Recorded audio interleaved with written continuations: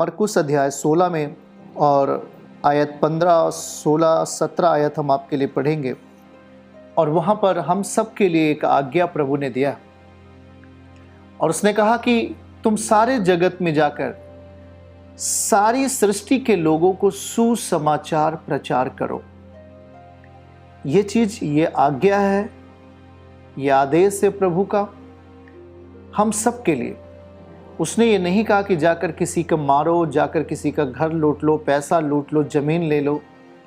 वो सिर्फ क्या कह रहा है कि तुम सारे जगत में जाकर सारी सृष्टि के लोगों को सुसमाचार प्रचार करो। आगे नीचे पढ़ेंगे, जो विश्वास करे। ये नहीं कि आप सुसमाचार देंगे और सभी विश्वास कर लेंगे। उसमें से कुछ भरोसा रखेंगे, कुछ भरोसा नहीं रखेंगे, कुछ विश्वास करेंगे, कुछ विश्वास नहीं करेंगे, कुछ वचन पर चलेंगे, कुछ वचन पे नहीं चलेंगे। जो विश्वास करे बपतिस्मा ले, उसी का उद्धार होगा, परंतु जो विश्वास ना करेगा वह दोषी ठहराया जाएगा। जो विश्वास ना करेगा वो दोषी ठहराया जाएगा। आगे नीचे पढ़ेंगे, विश्वास करने वालों में ये चिन्ह होंगे कि वे मेरे नाम से दुष्ट आत्माओं को निकालेंगे। ये प्रभु कह रहे हैं। उसके नीचे, नई नई भाषा बोलेंगे, अन्य भाषा, सांपों को उठा लेंगे, यदि वे प्राणनाशक वस्तु भी पी जाए तो भी उन्हें कुछ हानि ना होगी। वे बीमारों पर हाथ रखेंगे और वे चंगे हो जाएंगे। हालेलुया। ये चीजें प्रभु की, परमेश्वर के सुसमाचार के साथ साथ ये चीजें होंगी। ये सुसमाचार के साथ साथ होंगे, क्योंकि सुसमाचार एक सामर्थ्य है, सुसमाचार एक शक्ति है, और यह सुसमाचार परमेश्वर की एक आज्ञा है, उसका वचन है, जीवन है। और हम जब उस सुसमाचार को सारे लोगों के पास पहुंचाने का प्रयास करते हैं, सभी लोगों को बताने के लिए अपने आप को तैयार करते हैं, तो ये चीजें भी जो उसकी सामर्थ्य का प्रगटीकरण है उसके साथ साथ होने लगता है। आज आप जब प्रभु को जाने हैं, बहुत सारे लोग इस कारण प्रभु का साथ छोड़ दिया कि हमें पवित्र जीवन जीना है। कई ऐसे लोगों ने प्रभु का चर्च इसलिए छोड़ दिया कि उन्हें पवित्र जीवन जीना है, वचन में लिखा है, कहा गया है, तो वो अशुद्धता को ही उन्होंने गले लगा लिया। कई ऐसे लोग हैं जिन्होंने नशा नहीं छोड़ना चाहा और उन्होंने चर्च को छोड़ दिया। कई ऐसे लोग हैं जिन्होंने व्यभिचार नहीं छोड़ना चाहा, उन्होंने क्या कर लिया? परमेश्वर के चर्च को, उसकी कलीसिया को छोड़ दिया।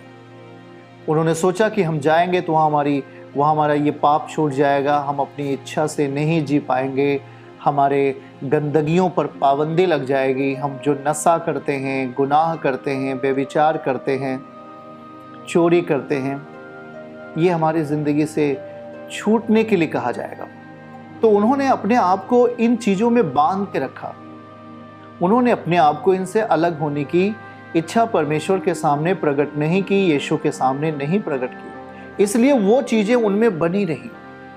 लेकिन प्रभु ने क्या कहा कि तुम सारे जगत में जाओ और जाकर सारी सृष्टि के लोगों को सुसमाचार प्रचार करो। आपका और हमारा जो काम है वो यही है, सुसमाचार लोगों को देना है। अगर आपने एक भी आत्मा, एक भी रूह को बचाते तो आपकी जिंदगियों में परिणाम बहुत बड़ा है। आप यीशु के, अगर यीशु ने आपको जीवन दिया है तो आपके अंदर से यीशु दूसरों को जीवन देना चाहते हैं। वो नहीं चाहते कि अगला आदमी पाप की दशा में रहकर मर जाए। प्रभु नहीं चाहते, यीशु नहीं चाहते कि अगला आदमी बेविचार में रह करके वो मरे और अनंत आग में चला जाए। इसलिए जाते जाते प्रभु ये जिम्मेवारी हमें आपको सौंप कर गए। आज आप जब चंगे हो जाते हैं, जब आपके जीवन में परमेश्वर का स्पर्श होता है, तो शायद आप इस बात को भूल जाते हैं और आप अपने ही जीवन काल को संवारने में पूरा समय आप व्यतीत कर देते हैं। लेकिन बहुत सारे लोग हैं जिन्होंने वचन को पूरा किया, सुसमाचार का प्रचार आज भी करते हैं और लगातार प्रभु के बारे में दूसरों को बताते हैं। ये काम हम क्यों करते हैं?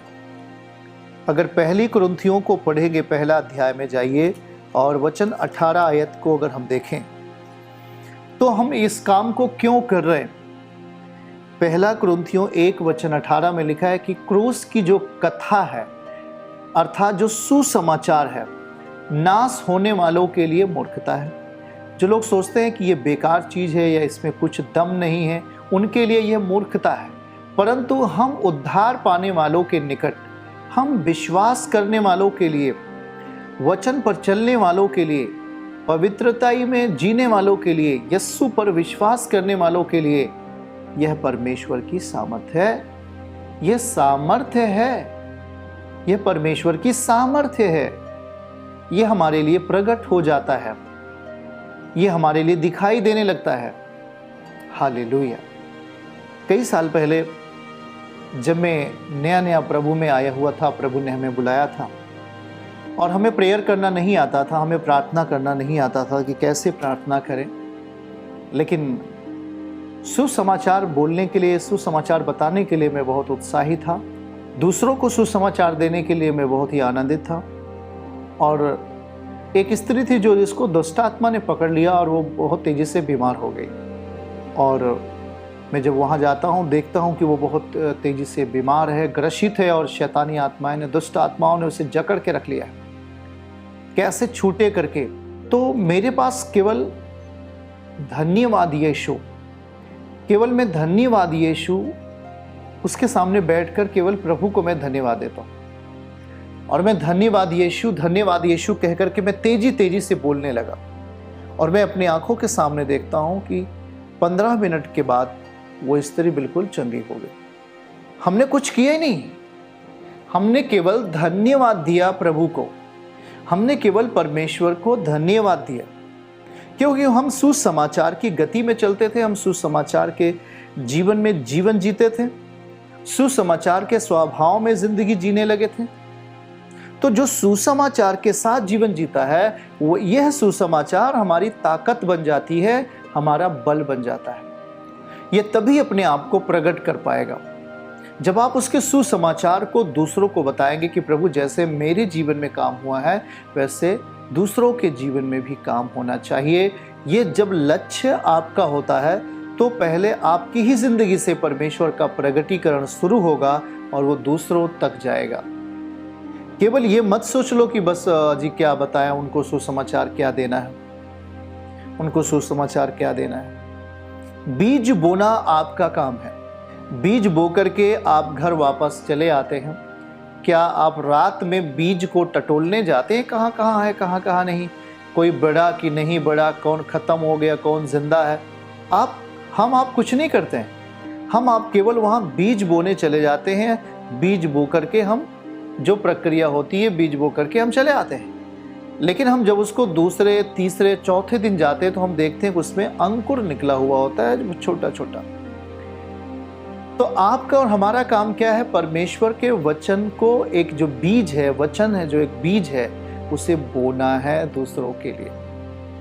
सुसमाचार दूसरों को देना है, ये हमारा आपका कर्तव्य होना चाहिए। पहला कुरिन्थियों 2 और वचन 4 की आयत को अगर हम पढ़ेंगे तो वहाँ लिखा हुआ है, मेरे वचन और मेरे प्रचार में, मेरे वचन और मेरे प्रचार में ज्ञान की लुभाने वाली बातें नहीं, परंतु आत्मा और सामर्थ्य का प्रमाण था। आत्मा और सामर्थ्य का प्रमाण था। हालेलुया। जो आप प्रचार करते हैं, जो आप प्रभु के विषय में बोलते हैं, वो आत्मा और सामर्थ्य का प्रगटीकरण है, वो प्रमाण है। वो जहां कहीं भी आप यीशु के बारे में दूसरों को बताएंगे, वो जगह खाली नहीं रहेगा, वो स्थान सुनसान नहीं रहेगा। उस जगह पर परमेश्वर का आत्मा और उसकी सामर्थ्य का तेजी से प्रगटीकरण होता है। हालेलुया। उस जगह को परमेश्वर अपनी महिमा की जगह से भरने का प्रयास करता है। जब हम वहां पर परमेश्वर के सुसमाचार को दे देते हैं, तभी तो प्रभु ने कहा कि सारे जगत में जाओ।